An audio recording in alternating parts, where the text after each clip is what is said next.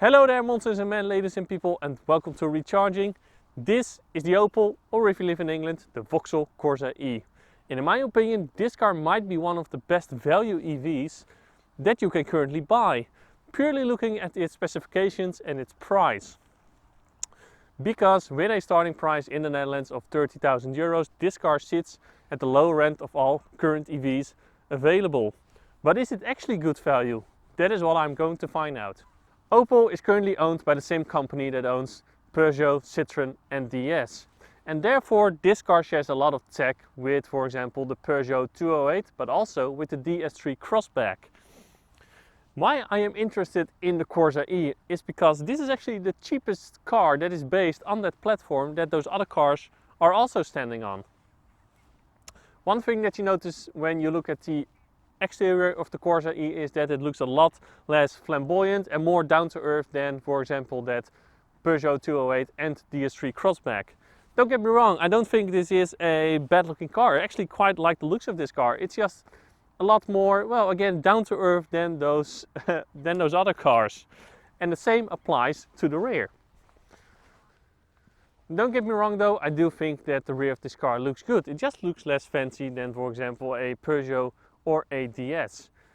One thing that I noticed though is that, well, this is a brand new car and there's already some fog in this tail light. I think that is just a manufacturing fault of this particular car, but still, for a brand new car, ouchie.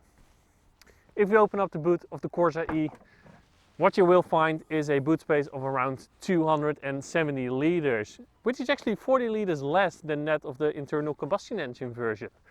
There's no false floor in this car, so your charge cables are just lying around in your boot, so that is a little bit of a downside.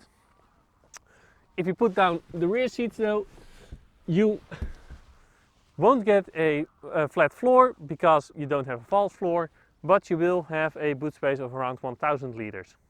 So how is it on the rear seats of the Corsa-e? Well, let's first start by getting in, because, well, the door opening is not that big and the door opens not that far. So that means if you are quite tall or have a little bit more weight, it can be just a little bit harder or a little bit more awkward to get in.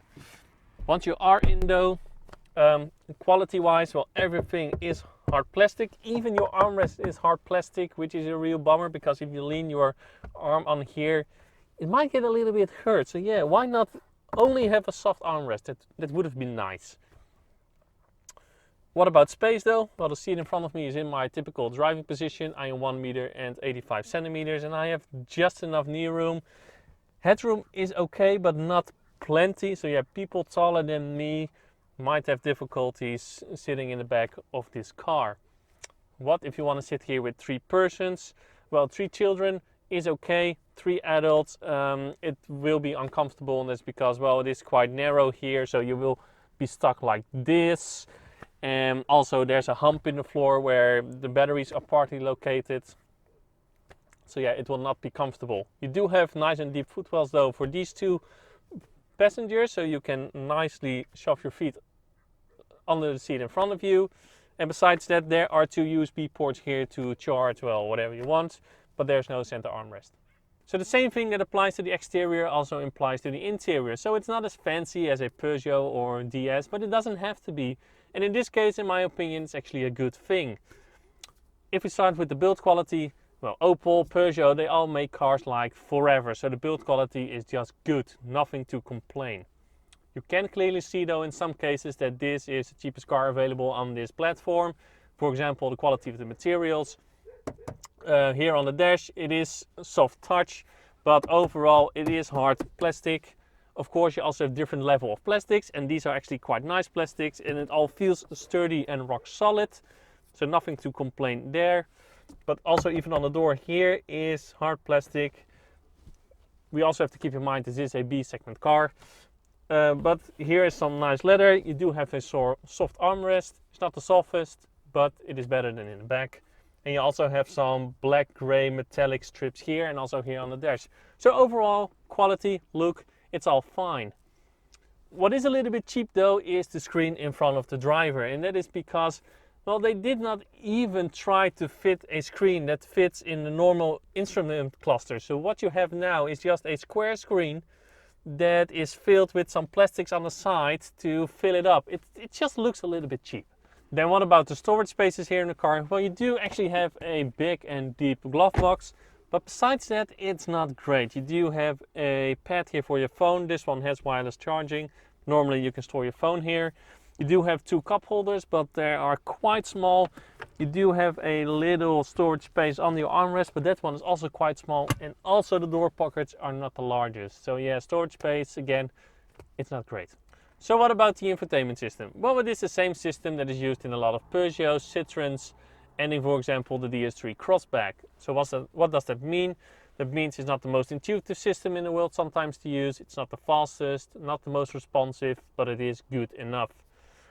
While fiddling around in the infotainment system though, I find it funny that I found this system easier to use than the one in the DS3 Crossback, even though it is the same, but with a slightly different look. And that got me started thinking why. And the reason why is that, well, the DS3 Crossback had a dashboard where form did go over function with touch shortcut buttons in a not so logical place sometimes. While the Opel just has physical shortcut buttons under the infotainment system in a logical place. The same applies to the climate control. One climate control cluster here with physical buttons in a logical place. And it's just so much easier to use. Even though it is simpler, it is so much easier to use. And that again confirms for me that in a lot of cases, physical buttons are still easier to use than those touch shortcut buttons. Also, as an EV guy, things that bothers me about this infotainment system and the screen in front of me is that you cannot see your actual percentage state of charge that you have left in the battery. You do have a little indication, but nowhere in the car you can find the actual percentage of state of charge remaining for your car.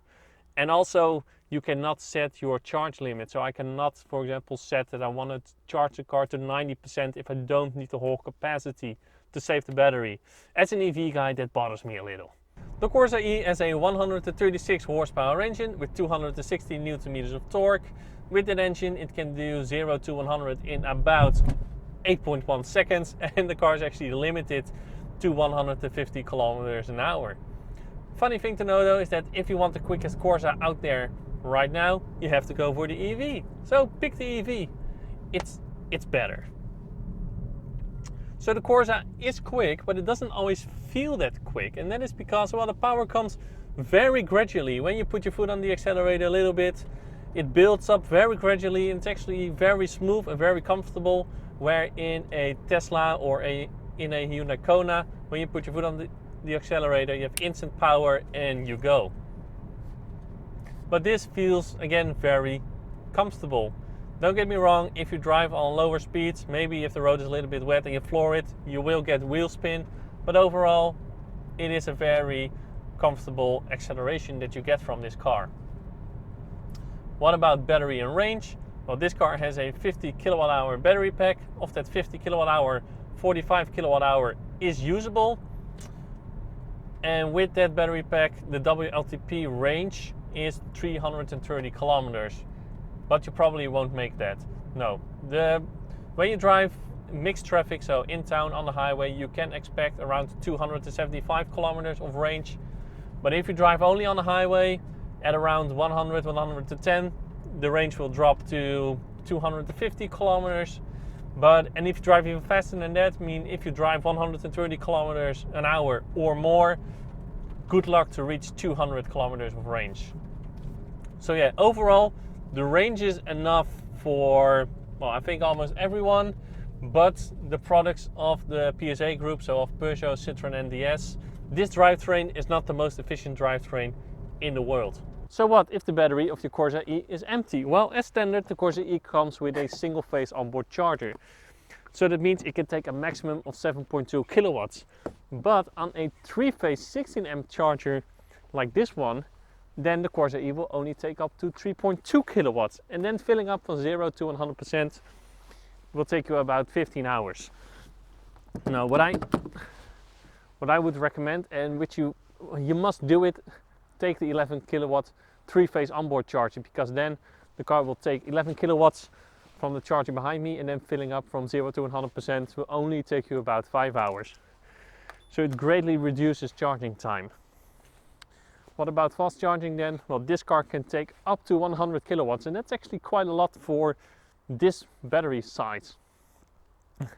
What does that mean? Well, charging from 10 to 70% will take you about 25 minutes, so that's actually quite quick. And charging from 10 to 80% will already take you 35 minutes. It really throttles after that 70%, so leave after 70%. And if you want to see a full charging session, well, not of this car, but of a car with the same charge curve, click up here to see my charging session of the DS3 Crossback E10s. A thing that I don't like about this car is that when you start driving with this car, the car always starts in drive mode. I know it seems logical, but in drive mode, the car barely regens when you lift your foot off the accelerator. There's also no way that you can determine in drive mode how much it will regen when you lift your foot off the accelerator. There's only one setting. You can put the car in brake mode, and then the car actually brakes quite well when you lift your foot off the accelerator, and I really like that mode. But it doesn't remember that you want brake mode. No, the next time that you start the car, or when you put the car in reverse and then in drive again, it is again in drive mode. So yeah, I don't really like that. What I do like though is driving with this car. I mean, the steering of this car is pretty direct. The suspension is comfortable, but it actually feels very refined. And when you take this car through a high-speed corner, the car stays really flat. I'm just appreciating that this is not an SUV for a change. I mean, that really helps with the driving fun that you can have with a car. I mean, this is a small car with plenty of power, and it is just really fun and really nice to maneuver this car through traffic. But also on the highway, this car is quiet enough. I mean, when I was driving 130 kilometers an hour, the car did not feel louder than a Hyundai Kona. Maybe it was even a little bit quieter. So again, it's quiet enough in here, and it holds its course very well. It's just, I really like driving with this car. So what I like is driving with this car, but what I like less is braking with this car. And that's because the brake pedal feels a little bit odd. You don't apply a gradual amount of pressure to brake gradually. No, the first part of the braking goes very light, and then suddenly you have to apply more pressure to brake. And I think that is because I think that is the transition between the regenning and also applying the physical brakes. It's just not as smooth as in, for example, a Hyundai Kona. So let's come back to the question at the beginning. Is this currently one of the best value EVs? Well, in my opinion, yes, it is. Let's, for example, compare it to a Renault Zoe, who has more range, about the same size, plus fast charges, way slower than the Corsa-e. Or the MT-ZS EV, which is bigger, has decent fast charging, but has less range than the Corsa-e. So yeah, it's just that combination of very good fast charging speed and decent range that makes this such a good car. And as a bonus, it drives really, really well. So yeah, I like it. So that was the review of the Corsa-e. I hope you liked it, and if you do, please give a like and do subscribe. If you did not, well, please leave a comment below to see what I can improve. And then I would like to say now, thank you a lot for watching, and as always, to be continued.